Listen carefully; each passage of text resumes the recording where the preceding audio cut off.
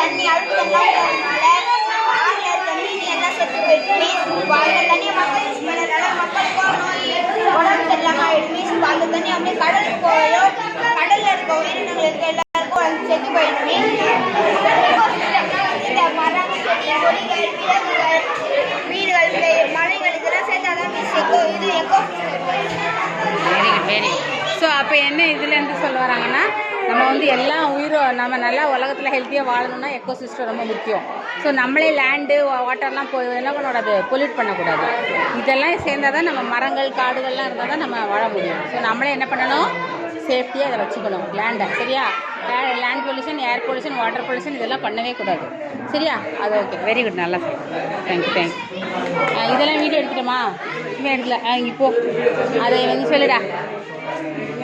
ஏன்னா அவங்க வீடியோ எடுத்தாங்க, நம்ம எடுத்து